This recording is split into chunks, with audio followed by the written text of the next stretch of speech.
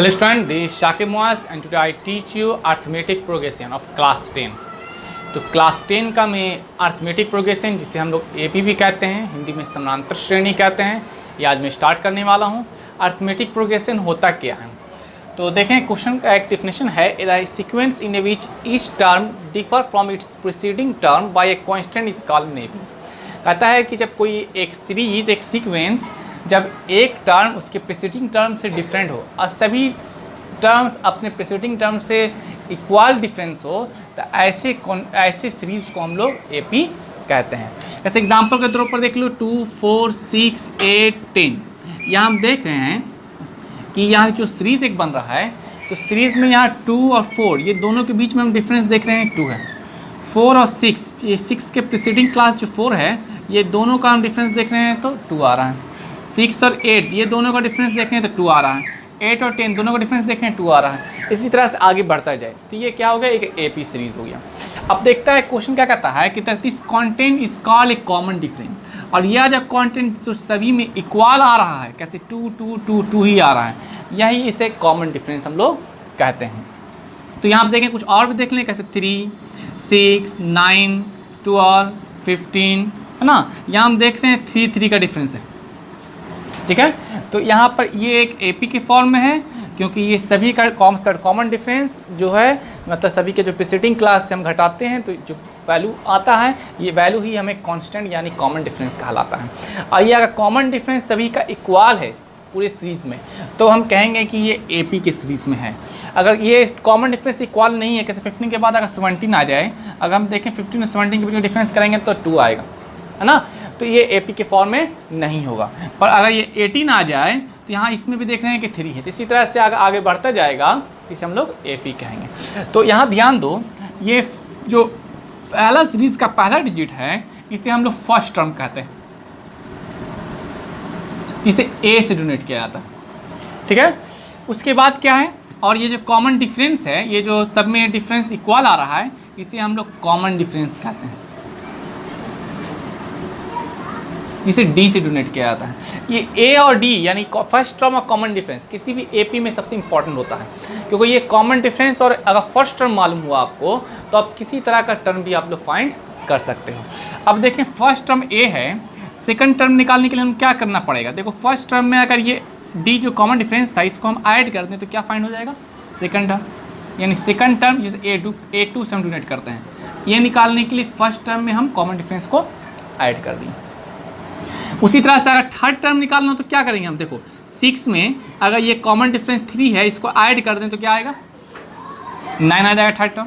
यानी third term निकालने के लिए हम लोग सेकंड टर्म में हम लोग डी को ऐड कर दिए, ठीक है।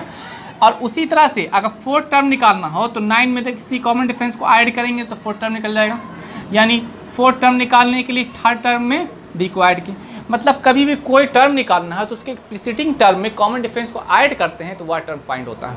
जैसे अगर आपको 100 टर्म निकालना है हमको सीधे तौर पर देखें ए 100, तो हम क्या करेंगे, ए 99 में डी को हम ऐड करेंगे, ये हुआ। अब देखें इसी से एक फार्मूला हम क्रिएट करेंगे कुछ इस तरह, कैसे फर्स्ट टर्म निकालने के लिए क्या था, ए था, सेकंड टर्म क्या हुआ, ए प्लस डी हुआ। थर्ड टर्म निकालने के लिए क्या करेंगे हम लोग, A2 प्लस डी है ना। तो A2 प्लस डी है, यानी हम कह सकते हैं यहाँ पर A2 का वैल्यू निकालने के लिए क्या था, A प्लस डी था, अब प्लस ये डी, यानी क्या हो गया, A प्लस डी और डी 2D, यानी A3 निकालने के लिए A प्लस 2D। अगर A4 हम देख लें तो A4 क्या हम यहाँ बताएं, A4 निकालने के लिए A3 प्लस डी बताएं, यही ना, कि जो टर्म निकालना है A4 निकालना है तो थर्ड टर्म में कॉमन डिफरेंस को ऐड कर देंगे। अगर 6 टर्म निकालना है तो फिफ्थ टर्म में कॉमन डिफरेंस को ऐड कर देंगे। तो यहाँ 4 टर्म निकालना है तो थर्ड टर्म में कॉमन डिफरेंस को ऐड करेंगे। तो अब यहाँ पर देखें A3 है तो A3 देखो क्या होता है, A3 निकालने के लिए यहाँ पर बताएं A प्लस 2D, ठीक है, अब प्लस ये डी, तो क्या हो गया A प्लस 3D। अब देखो इससे क्या पता चलता है, ध्यान दो कि अगर हम फर्स्ट टर्म निकाल रहे तो A है, सेकंड टर्म है A plus D, third term है A plus 2D, fourth term है A प्लस 3D। यानी जो टर्म निकाल रहे हैं उसमें फर्स्ट टर्म में उसके कम टर्म से डी को हम मल्टीपल कर रहे हैं। यानी थर्ड टर्म निकालने के लिए ए प्लस 2d, और फोर्थ टर्म निकालने तो ए प्लस 3d। उसी तरह से अगर फिफ्थ टर्म निकालेंगे तो ए प्लस 4d, और अगर सिक्स टर्म निकालेंगे तो ए प्लस 5d, और अगर उसी तरह से 100 टर्म निकालेंगे तो ए प्लस 99d। यानी क्या पता चला कि कौन सा भी टर्म निकालो, एनवा टर्म निकालेंगे, फर्स्ट टर्म में उस टर्म से एक घटाएंगे और डी से मल्टीप्लाई करेंगे, है ना। 100 टर्म निकाला तो 100 में एक घटाया तो 99d, सिक्स टर्म निकालना 6 में एक घटाएंगे 5d, फिफ्थ टर्म निकालना तो 5 में एक घटाएंगे 4d। तो उसी तरह से एन टर्म है तो एन में एन1 टर्म निकालना तो ए प्लस एन माइनस 1d। ये एक फार्मूला क्रिएट हो गया। अब कैसे देखें यहाँ पर, ये हमारा सीरीज था 2 4 6 8 10। पहला टर्म 2 था, second term 4, three term 6, fourth term 8, 5 term 10। अगर हम कहेंगे कि बताओ इसका 21st टर्म, यानी फर्स्ट टर्म क्या था 2 था, सेकंड टर्म क्या था 4 था, थर्ड टर्म क्या था 6 था, तो बताओ इसका 21st टर्म क्या होगा, यानी ए 21st बराबर वाट, ऐसा क्वेश्चन रहे। तो हमने क्या बताया था अभी कि कोई भी टर्म निकालने के लिए एपी में सबसे इंपॉर्टेंट होता है फर्स्ट टर्म और कॉमन डिफरेंस। तो हम इसमें देखेंगे फर्स्ट टर्म और कॉमन डिफरेंस है कि नहीं। तो इसका फर्स्ट टर्म क्या है 2 है, here A equal to first term, and common difference देखेंगे तो कॉमन डिफरेंस कैसे निकलेगा डी। तो डी अभी हम क्या बताए थे, डी हमेशा किसी भी क्लास के प्रीसीडिंग क्लास को घटाएंगे डी फाइंड होगा, अगर वो एपी में हो तो। कैसे 6 में 3 घटा रहे हैं 3 आ रहा है, 9 में 3 6 घटा रहे हैं 3 आ रहा है, 12 में 9 घटा रहे हैं 3 आ रहा है, 15 में 12 घटा रहे हैं 3, तो सब डी है कॉमन डिफरेंस। सब में डिफरेंस जो आ रहा है, इसमें भी देख लो, ये वाले एपी में 4 में 2 घटा रहे हैं 2, 6 में 4 घटा रहे हैं 2, 8 में 6 घटा रहे हैं 2, मतलब सब में 2 आ रहा है, यानी कॉमन डिफरेंस 2 है। तो यहाँ हम देखें फर्स्ट टर्म मालूम है, सेकंड टर्म मालूम है, डिफरेंस अगर सेकंड टर्म से फर्स्ट टर्म को हम घटाएं तो 4 में से अगर 2 घटाएं तो ये 2 आया, ये 2 क्या हो गया कॉमन डिफरेंस। अगर 6 थर्ड टर्म दिया हुआ, सेकंड टर्म दिया, थर्ड टर्म से अगर सेकंड टर्म को घटाएंगे तो डी निकल जाएगा। यानी कोई भी एक टर्म को उसके प्रीसीडिंग टर्म से घटाते हैं तो डी हमें फाइंड होता है। तो ए और डी मालूम हो गया, हमें निकालना है क्या 21st टर्म, तो ए 21st। अभी क्या एक फॉर्मूला बताएं कि अगर एनवा टर्म निकालना हो तो ए प्लस एन माइनस 1d, समझा। जो टर्म निकालना उसमें से एक कम को डी से मल्टीप्लाई करें। 6 टर्म निकालना हो तो ए प्लस 5d, तो यहाँ ए प्लस एन माइनस 1, तो कोई टर्म निकालना है 21 टर्म निकालना है ना, 21 माइनस 1d, तो a प्लस 20d। सुनो ये बात, 21st टर्म निकालना था तो a प्लस 20d, तो a हमारा क्या है 2 है, प्लस 20 इंटू डी कितना है 2 है, तो 2 प्लस 22 या 40, तो 42, यानी 21st टर्म कितना हो जाएगा 42 हो जाएगा। तो इस तरह भी कोई भी टर्म निकालने का है, अगर फर्स्ट टर्म और डी हमें मालूम हो तो हम उसे फाइंड कर देंगे। कैसे, अगर 99 टर्म निकालने का था ए 99 टर्म, तो क्या करते हैं ए प्लस 98d। अगर कहा जाता है निकालने के लिए कि बताओ 1001 टर्म निकालो, तो क्या करते हैं हम लोग ए प्लस 100d, है ना। तो अगर ए और डी मालूम है तो हम कोई भी टर्म निकाल सकते हैं। कुछ और चीज़ देख लेते हैं इसमें।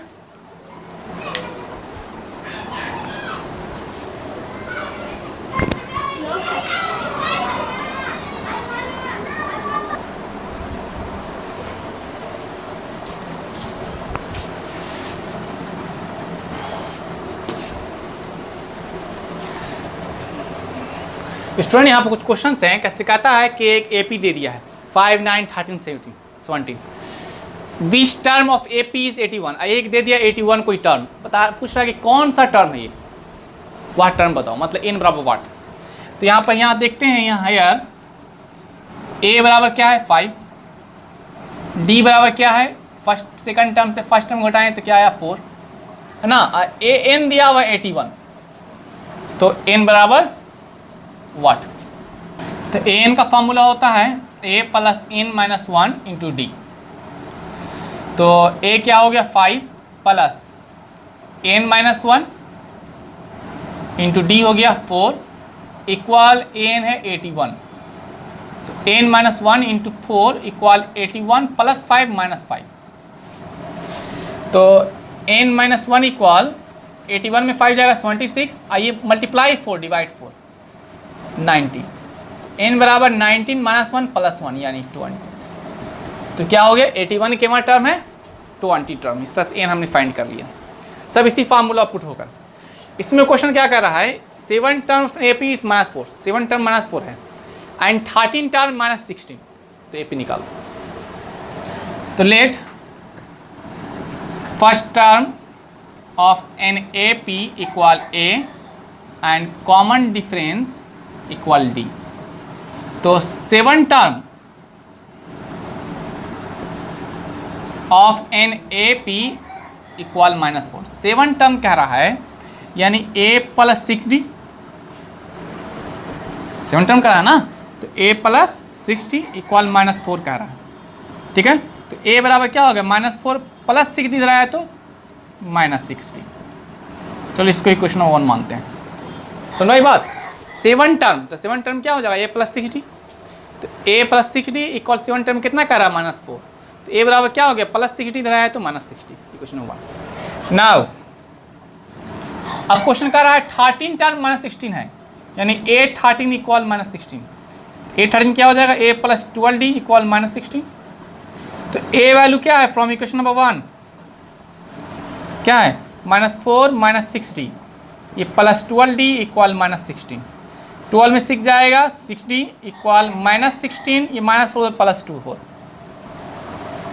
-12, तो D इक्वल -12/6 यानी 2 -2, तो D इक्वल -2।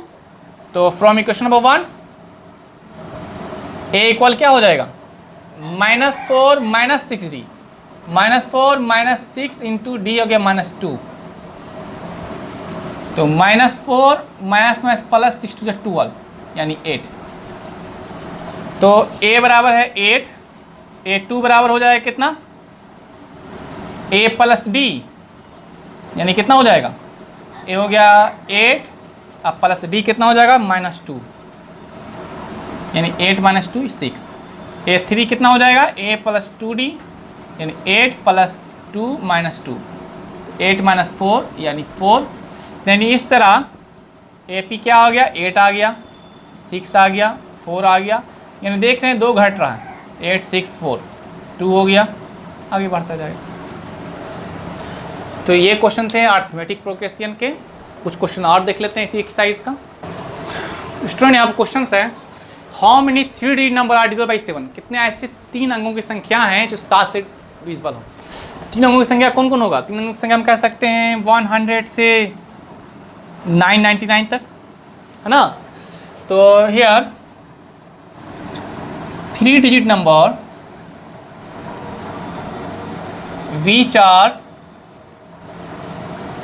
डिविजिबल बाई 7, कौन कौन, तो 3 अंकों की संख्या जो 7 से कटे, तो 100 तो 7 से कटता नहीं है, 101 भी नहीं कटता, 102 भी नहीं कटता, 103 भी डिविजिबल नहीं होता, 104 भी डिविजिबल नहीं होता, 105 भी डिविजिबल होता है, तो 105, ठीक है। फिर 7 ऐड करते जाएं, 112, है ना, 119, इसी तरह से कहाँ तक, अगर देखें सबसे लास्ट डिजिट कौन है 3 डिजिट का, तो 999 है, तो 999 7 से डिविजिबल नहीं होता है, 998 भी 7 का डिविजिबल नहीं है, डिविजिबल करके देखना नहीं तो 997 भी नहीं है, 996 भी नहीं है, 995 भी नहीं है, 994 है, ठीक है। तो यहाँ देख रहे हैं कि 105 से स्टार्ट हो रहा है, 994 तक जा रहा है, जो 7 का डिविजिबल है। तो हियर A इक्वल क्या हो गया 105, D इक्वल क्या हो गया 7, क्योंकि सब में 7 का डिफरेंस है, और An क्या हो गया 994, तो N बराबर वाट, अभी N बराबर हम निकालने के हैं आप लोगों को बताएं, तो An का फार्मूला ही लगाओ, A + n - 1 इंटू D, तो A है 105 प्लस n - 1 इंटू D हो गया 7 इक्वल 994, तो n - 1 इंटू 7 इक्वल 994 माइनस 105, तो n - 1 इंटू 7 इक्वल 9514 8 718 8 9 1 क्या 889। अब देखते हैं यहाँ n - 1 equal 889/7, n - 1 equal divide करते हैं 7 1 जा 7, 7 2 जा 14 और 7 7 जा 49, तो n इक्वल 127 माइनस 1 उधर गया तो +1 यानी 128, यानी 128 नंबर ऐसे हैं जो 7 का डिविजिबल होते हैं 3 डिजिट में। n बराबर मैंने फाइंड किया। एक क्वेश्चन यहाँ है, फाइंड द ए टर्म निकालो फ्रॉम द एंड ऑफ, एक एपी हमारे पास यहाँ हियर एपी 7, 10, 13 से लेकर 184 तक। तो एपी में कहता है कि हम लोग तो शुरुआत से निकालते थे एक टर्म निकालना था 8 a + 7d कर देते, पर यहाँ पर कहता है कि एंड से निकालो, पीछे से 8वां टर्म कौन है, आगे से 8वां टर्म नहीं, पीछे से 8वां टर्म कौन है। तो हियर पीछे से 8वां टर्म है, मतलब यहाँ पर हम निकालेंगे फर्स्ट टर्म मान लेंगे 184, लास्ट का है ना। और d बराबर क्या होगा, कैसे 10 में 7 जाता है तो क्या बचता है 3 बचता है, पर यहाँ पर हम d बराबर 3 नहीं मानेंगे, d बराबर -3 मानेंगे। यानी आगे से निकालने पर अगर पॉजिटिव आ रहा है d तो पीछे से निगेटिव ऑलवेज आएगा, क्योंकि आगे बढ़ रहा है तो पीछे से घटेगा ही। जैसे देख रहे हैं 7 में 3 ऐड करेंगे तो 10, 10 में 3 ऐड करेंगे 13, यानी बढ़ रहा है, तो ये इधर से तो घटेगा ना, और इधर घटेगा तो इधर बढ़ेगा, यानी इधर निगेटिव एडी रहेगा तो पीछे से पॉजिटिव रहेगा, और आगे से अगर पॉजिटिव रहा तो पीछे से निगेटिव आएगा। तो यहाँ हम देख रहे थे आगे से 3 आ रहा है, इधर से कर देंगे -3, बस बाकी a निकाल देंगे, a8 निकालना है ना, ए टर्म तो a + 7d, तो a है 184 + 7 इंटू d है -3, तो 184 - 21, तो 4 में से 1 जाएगा 3, 8 में 2 गया 6, 163, यानी एंड से एक टर्म 163 आएगा। तो ये थे एपी के फर्स्ट एक्सरसाइज के कुछ क्वेश्चंस। तो आप लोग एपी के फर्स्ट एक्सरसाइज से कुछ क्वेश्चन आप लोग इतना बनाओगे। तो आज के लिए इतना ही क्लास 10, आप इसे सॉल्व करें या व्हाट्सएप ग्रुप में सेंड करें। Thank you very much.